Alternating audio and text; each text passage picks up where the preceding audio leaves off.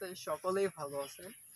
আপনারা যারা শীতকালে চাষাবাদ করেন তাদের জন্য একটা ভালো শাক হচ্ছে লাল শাক।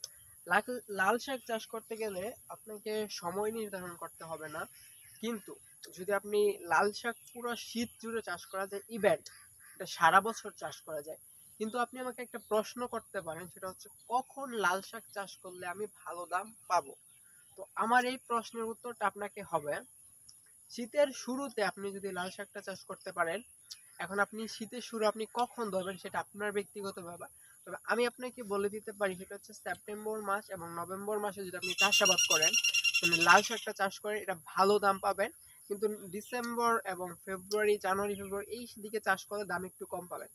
তারপর এটা আর কিভাবে চাষ করা যাবে, এটা আপনি দেখেন মরিচের সাথী ফসল হিসেবে দিতে পারেন। এবং মানে এটা বিক্রি করে ফেললেন, মরিচ গাছটা সুন্দর হয়ে গেল, মরিচের সাথী ফসল হিসেবে দিতে পারেন। বেগুনের সাথী ফসল হিসেবে লাল শাক দিতে পারেন। তারপর হচ্ছে ফুলকপি সাথী ফসল হিসেবে দিতে পারবেন, পাতাকপি সাথী ফসল হিসেবে দিতে পারবেন। এক্স্যাক্টলি আপনার যে কয়টা গুরুত্বপূর্ণ সবজি আছে সবগুলো সাথী ফসল হিসেবে লাল শাকটা ব্যবহার করতে পারবেন। তাই আপনাদেরকে অনুরোধ করব, এক্স্যাক্টলি শুধু লাল শাক চাষ না কইরা সাথী ফসল হিসেবে চাষ করেন। আর যদি শুধু লাল শাক চাষ করতে চান তাহলে সেপ্টেম্বর মাস, নভেম্বর মাসের পরে আর কইরেন না।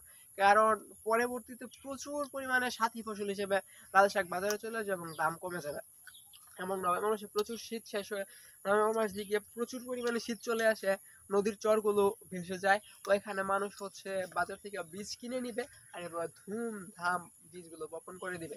এবং বীজগুলো বপন করে দিলে পরিচর্যা ছাড়া এই লাল শাকগুলো বড় হয়ে যাবে। তো আপনি চাষাবাদ করে কি করবেন, পুষাইতে পারবেন না। তাই আপনি নভেম্বর মাসের পরে যদি আপনি, মানে সেপ্টেম্বর তো হচ্ছে এটা আপনি চাষাবাদ করতে পারেন, লাভ হবে।